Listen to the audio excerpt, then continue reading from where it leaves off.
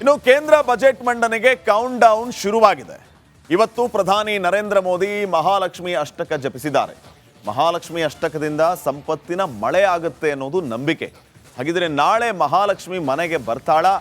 Budget ಬಗ್ಗೆ ಮೋದಿ ಕೊಟ್ಟ hint ಏನು? ಬನ್ನಿ ನೋಡೋಣ.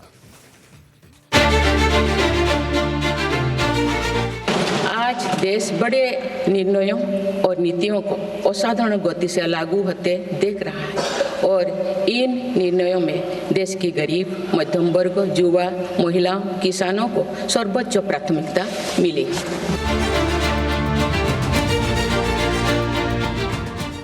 माँ लक्ष्मी का पुण्य स्मरण किया जाता है। सिद्धि बुद्धि प्रदे देवी, सिद्धि बुद्धि प्रदे देवी, भुक्ति मुक्ति प्रदायिनी। ನಾಳೆ ಕೇಂದ್ರ ಬಜೆಟ್ ಮಂಡನೆ. ಅದಕ್ಕೂ 24 ಗಂಟೆ ಮೊದಲು ರಾಷ್ಟ್ರಪತಿ ಮಧ್ಯಮ ವರ್ಗದವರಿಗೆ ಬಂಪರ್ ಸಿಗುವ ಸುಳಿವು ನೀಡಿದ್ದಾರೆ. ಮಹಿಳೆಯರಿಗೆ, ಯುವಕರಿಗೂ ಒಂದಷ್ಟು ಲಾಭ ಸಿಗುವ ಮಾತುಗಳನ್ನಾಡಿದ್ದಾರೆ. ಇನ್ನು ದೇಶದ ಅಭಿವೃದ್ಧಿಗೆ ಈ ಬಾರಿಯ ಬಜೆಟ್ ಸಹಕಾರಿಯಾಗಲಿದೆ. ಈ ಬಜೆಟ್ ಹೊಸ ಇತಿಹಾಸ ಸೃಷ್ಟಿಸಲಿದೆ. ಆದರೆ ನಾವು ಯಾವುದೇ ಕಾರಣಕ್ಕೂ ವಿದೇಶಿ ಹಸ್ತಕ್ಷೇಪಕ್ಕೆ ಅವಕಾಶ ಕೊಡುವುದಿಲ್ಲ ಎಂದು ಮೋದಿ ಅವರು ಹೇಳಿದ್ದಾರೆ. शायद पहला पार्लियामेंट का सत्र है कि जिसके एक दो दिन पहले कोई विदेशी चिंगारी नहीं प्रगटी है। विदेश में से आग लगाने की कोशिश रही हुई है।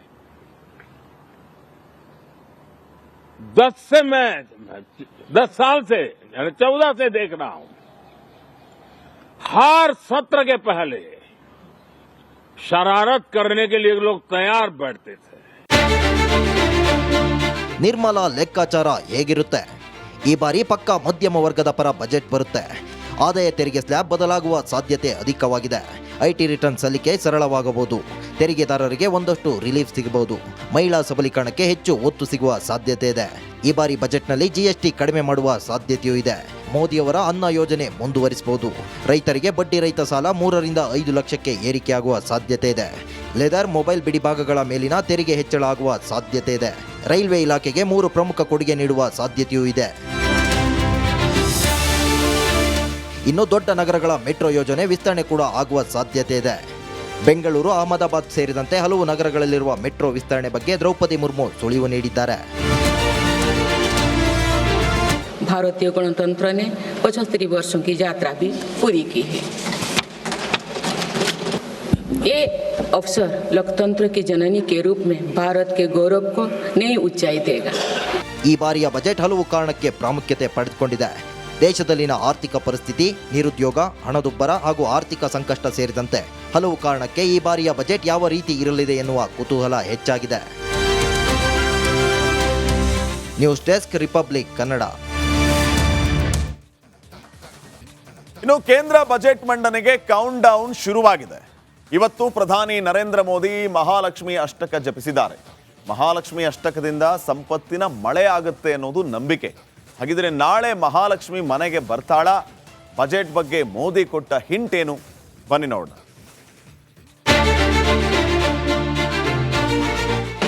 आज देश बड़े निर्णयों और नीतियों को असाधारण गति से लागू होते देख रहा है और इन निर्णयों में देश की गरीब, मध्यम वर्ग, युवा, महिलाओं, किसानों को सर्वोच्च प्राथमिकता मिली।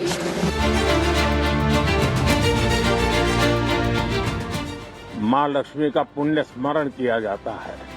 सिद्धि बुद्धि प्रदे देवी, सिद्धि बुद्धि प्रदे देवी, भुक्ति मुक्ति प्रदायिनी.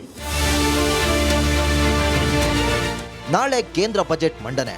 ಅದಕ್ಕೂ 24 ಗಂಟೆ ಮೊದಲು ರಾಷ್ಟ್ರಪತಿ ಮಧ್ಯಮ ವರ್ಗದವರಿಗೆ ಬಂಪರ್ ಸಿಗುವ ಸುಳಿವು ನೀಡಿದ್ದಾರೆ. ಮಹಿಳೆಯರಿಗೆ, ಯುವಕರಿಗೂ ಒಂದಷ್ಟು ಲಾಭ ಸಿಗುವ ಮಾತುಗಳನ್ನಾಡಿದ್ದಾರೆ. ಇನ್ನು ದೇಶದ ಅಭಿವೃದ್ಧಿಗೆ ಈ ಬಾರಿಯ ಬಜೆಟ್ ಸಹಕಾರಿಯಾಗಲಿದೆ. ಈ ಬಜೆಟ್ ಹೊಸ ಇತಿಹಾಸ ಸೃಷ್ಟಿಸಲಿದೆ. ಆದರೆ ನಾವು ಯಾವುದೇ ಕಾರಣಕ್ಕೂ ವಿದೇಶಿ ಹಸ್ತಕ್ಷೇಪಕ್ಕೆ ಅವಕಾಶ ಕೊಡುವುದಿಲ್ಲ ಎಂದು ಮೋದಿ ಅವರು ಹೇಳಿದ್ದಾರೆ. शायद पहला पार्लियामेंट का सत्र है कि जिसके एक दो दिन पहले कोई विदेशी चिंगारी नहीं प्रगटी है। विदेश में से आग लगाने की कोशिश रही हुई है।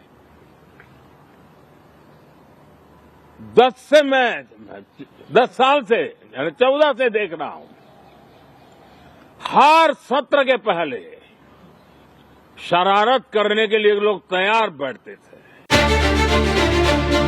ನಿರ್ಮಲಾ ಲೆಕ್ಕಾಚಾರ ಹೇಗಿರುತ್ತೆ? ಈ ಬಾರಿ ಪಕ್ಕಾ ಮಧ್ಯಮ ವರ್ಗದ ಪರ ಬಜೆಟ್ ಬರುತ್ತೆ. ಆದಾಯ ತೆರಿಗೆ ಸ್ಲ್ಯಾಬ್ ಬದಲಾಗುವ ಸಾಧ್ಯತೆ ಅಧಿಕವಾಗಿದೆ. ಐಟಿ ರಿಟರ್ನ್ ಸಲ್ಲಿಕೆ ಸರಳವಾಗಬಹುದು. ತೆರಿಗೆದಾರರಿಗೆ ಒಂದಷ್ಟು ರಿಲೀಫ್ ಸಿಗಬಹುದು. ಮಹಿಳಾ ಸಬಲೀಕರಣಕ್ಕೆ ಹೆಚ್ಚು ಒತ್ತು ಸಿಗುವ ಸಾಧ್ಯತೆ ಇದೆ. ಈ ಬಾರಿ ಬಜೆಟ್ನಲ್ಲಿ ಜಿಎಸ್ಟಿ ಕಡಿಮೆ ಮಾಡುವ ಸಾಧ್ಯತೆಯೂ ಇದೆ. ಮೋದಿಯವರ ಅನ್ನ ಯೋಜನೆ ಮುಂದುವರಿಸಬಹುದು. ರೈತರಿಗೆ ಬಡ್ಡಿ ರಹಿತ ಸಾಲ 3 ರಿಂದ 5 ಲಕ್ಷಕ್ಕೆ ಏರಿಕೆಯಾಗುವ ಸಾಧ್ಯತೆ ಇದೆ. ಲೆದರ್, ಮೊಬೈಲ್ ಬಿಡಿಭಾಗಗಳ ಮೇಲಿನ ತೆರಿಗೆ ಹೆಚ್ಚಳ ಆಗುವ ಸಾಧ್ಯತೆ ಇದೆ. ರೈಲ್ವೆ ಇಲಾಖೆಗೆ 3 ಪ್ರಮುಖ ಕೊಡುಗೆ ನೀಡುವ ಸಾಧ್ಯತೆಯೂ ಇದೆ. ಇನ್ನು ದೊಡ್ಡ ನಗರಗಳ ಮೆಟ್ರೋ ಯೋಜನೆ ವಿಸ್ತರಣೆ ಕೂಡ ಆಗುವ ಸಾಧ್ಯತೆ ಇದೆ. ಬೆಂಗಳೂರು, ಅಹಮದಾಬಾದ್ ಸೇರಿದಂತೆ ಹಲವು ನಗರಗಳಲ್ಲಿರುವ ಮೆಟ್ರೋ ವಿಸ್ತರಣೆ ಬಗ್ಗೆ ದ್ರೌಪದಿ ಮುರ್ಮು ಸುಳಿವು ನೀಡಿದ್ದಾರೆ. भारतीय गणतंत्र ने 75 वर्षों की यात्रा भी पूरी की है। ये अवसर लोकतंत्र की जननी के रूप में भारत के गौरव को नई ऊंचाई देगा।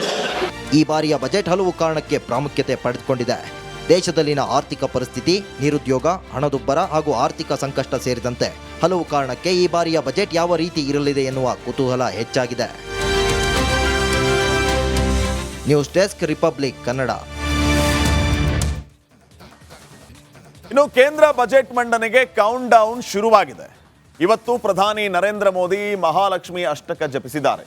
ಮಹಾಲಕ್ಷ್ಮಿ ಅಷ್ಟಕದಿಂದ ಸಂಪತ್ತಿನ ಮಳೆ ಆಗುತ್ತೆ ಅನ್ನೋದು ನಂಬಿಕೆ. ಹಾಗಿದ್ರೆ ನಾಳೆ ಮಹಾಲಕ್ಷ್ಮಿ ಮನೆಗೆ ಬರ್ತಾಳ? ಬಜೆಟ್ ಬಗ್ಗೆ ಮೋದಿ ಕೊಟ್ಟ ಹಿಂಟ್ ಏನು? ಬನ್ನಿ ನೋಡೋಣ.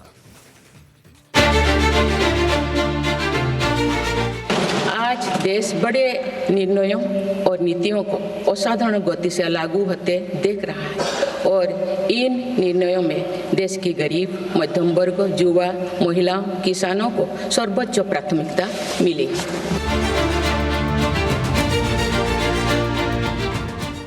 मां लक्ष्मी का पुण्य स्मरण किया जाता है। सिद्धि बुद्धि प्रदे देवी, सिद्धि बुद्धि प्रदे देवी, भुक्ति मुक्ति प्रदायिनी।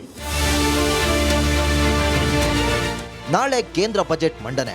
ಅದಕ್ಕೂ 24 ಗಂಟೆ ಮೊದಲು ರಾಷ್ಟ್ರಪತಿ ಮಧ್ಯಮ ವರ್ಗದವರಿಗೆ ಬಂಪರ್ ಸಿಗುವ ಸುಳಿವು ನೀಡಿದ್ದಾರೆ. ಮಹಿಳೆಯರಿಗೆ, ಯುವಕರಿಗೂ ಒಂದಷ್ಟು ಲಾಭ ಸಿಗುವ ಮಾತುಗಳನ್ನಾಡಿದ್ದಾರೆ. ಇನ್ನು ದೇಶದ ಅಭಿವೃದ್ಧಿಗೆ ಈ ಬಾರಿಯ ಬಜೆಟ್ ಸಹಕಾರಿಯಾಗಲಿದೆ. ಈ ಬಜೆಟ್ ಹೊಸ ಇತಿಹಾಸ ಸೃಷ್ಟಿಸಲಿದೆ. ಆದರೆ ನಾವು ಯಾವುದೇ ಕಾರಣಕ್ಕೂ ವಿದೇಶಿ ಹಸ್ತಕ್ಷೇಪಕ್ಕೆ ಅವಕಾಶ ಕೊಡುವುದಿಲ್ಲ ಎಂದು ಮೋದಿ ಅವರು ಹೇಳಿದ್ದಾರೆ. शायद पहला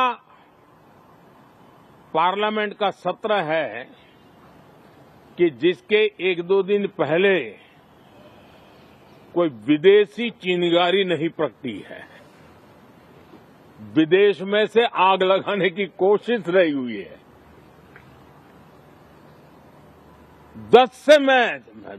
10 साल से 14 से देख रहा हूं, हर सत्र के पहले शरारत करने के लिए लोग तैयार बैठते थे।